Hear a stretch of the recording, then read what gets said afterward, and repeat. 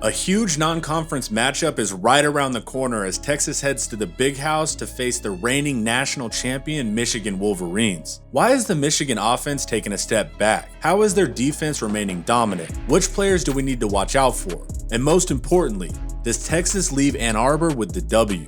After the video, make sure to go to Inside Texas to stay in the know on your favorite team. I produce the new Inside Texas YouTube channel as well, and I'm live Monday through Wednesday at 9:30 a.m. Central. So come hang out and hear my analysis more in depth. You know the best site for practice and post-game reports, up-to-the-minute recruiting updates, and industry-leading game analysis. Subscribe to InsideTexas.com and the Inside Texas Football YouTube channel today. Links in the description.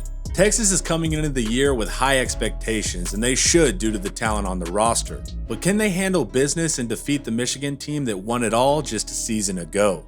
Without further ado, let's get into it. Here's a quick offensive recap. Michigan wins the whole thing. Head coach Jim Harbaugh leaves to the NFL. Co-OC and offensive line coach Sharon Moore promotes to head coach. Starting quarterback J.J. McCarthy goes in the first round. Ever since then, it's been a battle between fifth-year senior Davis Warren and fourth-year Alex Orji. Neither have experience. Davis Warren got the nod in week 1, winning out due to being the better operator of the offense. He looked like the better quarterback by a mile in the spring game with the understanding of the offense, getting through his reads. Game 1, he got the ball out quick, tied for last if added to the SEC with an average of just 2.17 seconds to throw. He's good at IDing the slot receiver, timing his footwork, and delivering that quick inbreaker. But when that pre-snap decision isn't there post-snap, he looks uncomfortable and hurried. Forcing Warren into second and third reads is the name of the game, especially with Michigan struggling on third down. He will improve throughout the year, and the passing game should look different in Game 2, but overall, Davis ranks 12th of 16 quarterbacks if added to the SEC, with a third to last yards per attempt and a fifth worst 60% completion percentage. On the other hand, you have Alex Orji, a special athlete that lacks consistency. 6'3", 235 pounds, and he's a running quarterback with good speed for that large size. Michigan would trot him on for single plays of zone read, and then he would pick up a first down and promptly return to the bench. Also, he pulls it every time, so that's a pretty big indicator of what he's going to do. But I think Moore should definitely have something more fleshed out for him in week 2, where he can stay on the field for consecutive plays while also being a real threat in the red zone. Have Texas over-focus on his rushing ability and then sneak a tight end to the flats for a TD type thing. Or let him chunk one at midfield to see if Texas is staying honest. He prefers to use his legs, but he does have that strong arm. He just needs to figure out how to become a complete passer. Basically that dink and bomb style right now. Orji didn't do enough as a quarterback to even get a grade in week 1, but he had 2 attempts, one of which he threw directly into the dirt. So, do you limit the team's passing ceiling and put the dynamic runner in and hope he completes those deep bombs, or do you keep the more consistent quarterback who is better on the whiteboard but has a low ceiling? I really don't know. I didn't get a chance to advance scout Michigan because some guy screwed it up for the rest of us. But here's some factors that could help Sharon Moore's decision either way. Is their wide receiver room effective enough to make the decision to play Warren valid? Or are they unimpressive and going with basically a run-only offense more wise? Let's take a look. They've got their first option down for sure in Colston Loveland. Top tight end in the country, and I'd be happy to draft him as a GM. 6'5", 245 pounds with elite movement ability. Able to set nickels, safeties, linebackers up with precise, quick footwork, followed by strong hands to make the grab. He got 9 targets in Game 1, and he was their passing attack. Absolute baller and ranked the 3rd best receiver if added to the SEC. And that's great, but one receiving threat isn't enough in these elite games. We got to see if anyone else can step up, particularly to take that place of last year's Roman Wilson. As far as true wide receivers go, Michigan doesn't have some dominant returning starter. The 5'11", 185-pound junior Tyler Morris is the only guy on the outside with actual snaps, and that was just 21 plays last season. Wide receiver coach Ron Bellamy said he had a great camp, but Game 1 didn't illuminate that. He led the receiving corps with 5 targets, only catching 3, averaging an awful 5 yards per reception. Morris ranks 25th of 28 receivers if added to the SEC. Then you have Samaj Morgan, who was 3rd in targets with 4, catching 2 of those. He's the typical slot. Jet motion, drags, screens, crossers, and seams while keeping an eye out for him in the return game. What's interesting is his verified 100-meter time actually isn't that quick at 11.8, but he's shifty in traffic and able to get up to speed quickly. But like the others, he was oddly absent from game one. But I do expect to see him often on Saturday. He ranks 24th of 28 receivers right now if added to the SEC. The remaining receivers all had 2 or less targets, so they can't be graded. This group does have more size though, with the 6'2" Kendrick Bell, 6'1" Frederick Moore, and the 6'3" Peyton O'Leary, and O'Leary got that start along with Tyler Morris last game. We just have to wait and see who rises from this group. And on top of needing to figure out the wide receiver room, the offensive line lost every starter off that 2023 squad. None of these guys have played together in a starting capacity, and the center and right tackle battles went down to the wire. And they struggled in game one, giving up 1 sack, 3 quarterback hits, and 3 hurries. And keep in mind, that was with Davis's lowest in the league time to throw. The unit ranks 14th if added to the SEC in offensive line pass blocking efficiency. Their only top 25 pass blocker is center Dominic Jadis, ranked 20th. Everyone else is 36th or below. Do I think Michigan really tried to emphasize the passing game in game one, knowing Texas was around the corner? No, I don't. But still, this receiving group, besides tight end Colston Loveland, has a lot to prove. Because if they don't get a Roman Wilson type to help out, then it'll be easy to focus all your efforts on the run game and then just man up receivers. And the run game is where Michigan prides themselves in their staff interviews, with heavy personnel sets about half the time last season and an emphasis on tight ends in the run game. But their lead back seems to get more public attention than his stats should provide. The 6'1", 212-pound senior Donovan Edwards had a bad opener, rushing for an awful 2.5 yards per carry. But last year, he was also near the bottom if added to the SEC with only 4.2 yards per carry. He's got good speed and he does best on the outside runs. When there's a crowd on the inside runs, he can get stalemated. He lacks the ability to fight through tacklers, ranking 4th to last if added to the SEC in yards after contact per attempt, with only 2.6. In game one this year, he did worse, with only 1.64. Overall, Edwards is the 22nd graded back if added to the Southeastern Conference. He gets a lot of national recognition, but he's actually not the back I'd start. The big-bodied 6'2", 233-pound back Khalil Mullings had a far better week one, averaging 6.1 yards per attempt, ranking 9th with a respectable 4.27 yards after contact per attempt, good for 7th. He's a tougher inside runner and he has better vision and condensed space. Overall, he's the 9th graded running back if added to the league, and he should be leading the room. The backs also get the benefit of a real-life fullback. You heard me, kids, a real-life fullback of the history books, in Max Bredesen. He can do the typical H-back stuff, motioning behind the offensive line, or he can line up in the backfield and smack dudes on the lead block.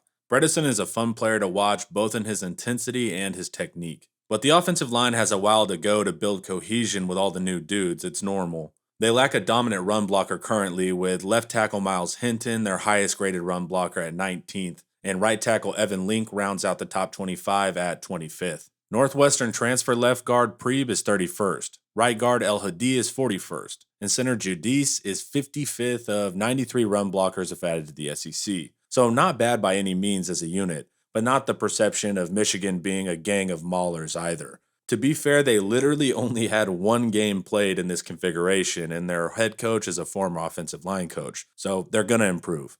But in totality, I don't love this Michigan offense. The quarterback situation leads to limitations no matter who you play. The wide receiver room doesn't have any standout dudes besides tight end Colston Loveland. The offensive line are all new. And the run game, though emphasized, still isn't top tier production-wise. I still believe Michigan has tricks up their sleeves for our matchup, but they did struggle to run their core concepts, and going 36% on third downs and passing for only 4.5 yards per throw is not coaching chess. I don't think there's really a quarterback, wide receiver, or a running back answer here that takes this offense from pretty good to elite.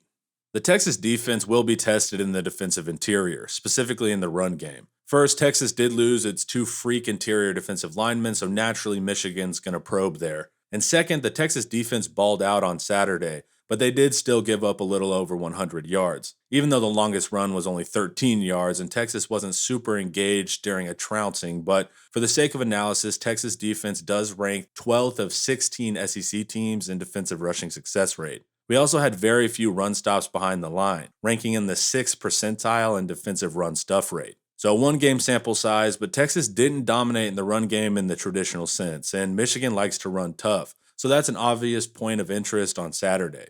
Of course, in modern ball, you want to stop the pass more than the run, I don't care if you rush for 100 yards, but I do care if you throw for 300. And luckily in the past game, Texas looked nice. Dudes were flying around, assignment sound, and getting picks. Texas is the second ranked passing defense in the country for opponent pass yards per attempt, only giving up 3.1 yards per throw. Double the tight end Loveland, but our secondary should match up well with the remaining wide receivers. This was a team weakness last year though, so it will be a unit to watch regardless. We do want the run stopping to be effective simply so Michigan ends up in those second and third and long so we can finally see the new and improved Texas pass rush come out of the bag. Warren was getting the ball out quick last game, but Michigan is going to have to open it up more versus Texas downfield, and with play action giving us a chance to see Trey Moore in action. The Texas defense versus the Michigan offense favors Texas on paper and on the eye test from Saturday. It's a small sample size once again, so we always have to be wary. But the strength of the Michigan team is actually on the other side of the ball. But before we hit the defense, the sponsor of today's video is PrizePicks. PrizePicks is a skill-based daily fantasy sports app where you can make college football player projections all season long. How does it work?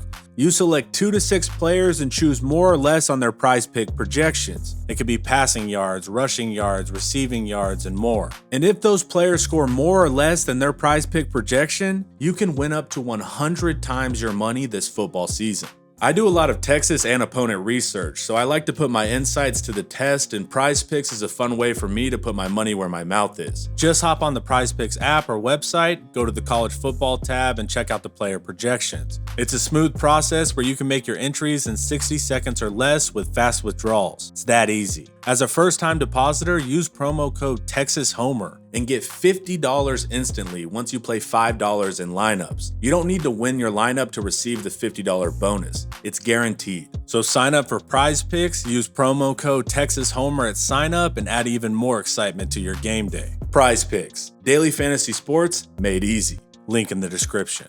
The Michigan defense has been making waves the past couple years after utilizing the Ravens defense. Michigan were a blast to watch on defense last year and were dominant, ranking 6th in defensive yards per rush and 4th in defensive yards per pass. But they lost the brains of the operation behind their recent defensive success when Harbaugh headed to the Chargers. Sharon Moore made a smart decision though, bringing in a DC familiar with that scheme, as he's one of the originators, and Wink Martindale coming from the New York Giants. So far in Game 1, they rank 1st in the nation in stopping the run, but the secondary didn't fare so well, ranking 34th in the nation in defensive yards per pass attempt. So even though this defense is effective overall, the strength will likely be the run defense. It's a staunch group, holding Fresno State to an impressive 0.4 yards per run, while also frustrating opponents' rushing game, ranking 3rd if added to the SEC in defensive rushing play success rate, only allowing progress on just 16% of runs. Michigan likely has the best defensive interior in the country, with 2 first-round projections in the 6'3", 339-pound nose Kenneth Grant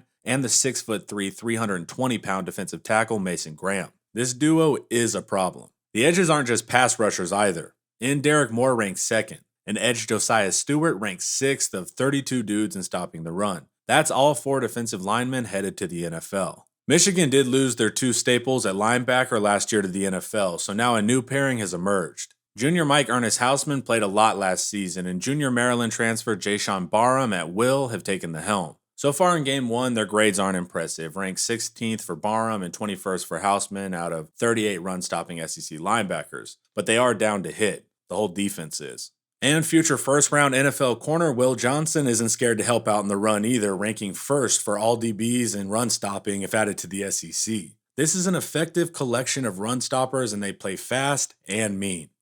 This is an aggressive defense that likes to threaten blitz and confuse offensive lines and speed up quarterbacks. So schematically, they cause issues in the pass rush, but they also have the personnel to make the plays. The defensive interior demands resources, leaving the edges in ideal matchups. Michigan has 2 NFL edges, and opened end Josiah Stewart currently ranked 2nd, and heavy end Derek Moore currently ranked 3rd, with another top edge rusher and TJ Guy ranked 9th. Neither linebacker is in the top half, but they do like to simulate pressures or put them over the center to try to secure one-on-ones for their defensive linemen. It's a tough front 6 in the pass rush, and they will involve the secondary as well, with nickel Zeke Berry ranked 2nd of all pass rushing corners, so pay attention to the slot blitz. So getting stuck 2nd and 3rd in longs isn't an ideal situation against this group, but their pass coverage is the area of the defense most vulnerable in this matchup. The Michigan secondary didn't go as planned this season. They lost safety Keon Sabb to Alabama, and star safety Rod Moore went down with an ACL tear in spring camp. So far, this unit isn't as dominant as last season, though they've got nice-looking athletes that fly to the ball, especially on the perimeter or on those under routes. Yet Fresno State was still able to find that space, putting up 235 yards through the air. Of the corners, NFL first-rounder Will Johnson leads the group at 14th, but he did get tested on Saturday, giving up 77 yards. He ultimately made the pick six to seal the game, but that was interesting to note. Cornerback 2, Jair Hill, ranks 15th, with nickel Zeke Berry ranking 21st out of 41 coverage corners if added to the SEC. So slightly above average grades-wise, but no top 5 performers in week 1. Both starting safeties do all right as well, ranked in the top half with Quentin Johnson ranked 11th and Makari Page ranked 14th of 31 safeties in pass coverage. The keys for the Texas offense are all about Ewers and the elite core of wide receiving talent testing the Michigan secondary. Use our speed to stress the safeties vertically, and Ewers needs to use his incredible intermediate passing ability to layer throws behind the second level and in front of the safeties with their zone-heavy scheme. When Michigan got over-aggressive on the blitz and had to play man, they did have some issues. It wouldn't be wise to man up the Texas receivers, so I expect them to mostly remain in that zone look, so make sure we are hitting those windows. But Ewers has struggled with a high pressure to sack rate historically, so Wink is definitely going to have to send the heat early on to see if Ewers has grown there. We'll see if Quinn can make them pay for that, but I don't know yet. We will be tested in the rushing game, though. They have an awesome defensive line, active linebackers, and aggressive safeties. This will be a big test for the Texas offensive line, who were weaker in the run game last season. Watch for the guards against Graham and Grant, but the offensive tackles don't have an easy day at work either. Can Jaden Blue and company step up and carry an injured running back room? Or most importantly, can our offensive line block for them effectively? Let's see. Overall, man, this is a fun matchup that favors Texas on paper and in Vegas. But let's not be stupid here. This is still Michigan we're talking about. An incredible program who just last year climbed the mountain, and they're not going to roll over, and they're going to show a lot more in week 2. They like the underdog role. Texas, on the other hand, is just now getting used to being the favorite versus these upper crust teams, and we have to learn how to handle that weight. These are two historic brands and fan bases, both with a lot to prove. We will see who leaves victorious when the Longhorns head to the Big House this Saturday in Ann Arbor. Thanks for hanging out. Watch some more of my videos here. And don't forget to like, subscribe, and share if you want to support quality Texas content. As always, hook 'em.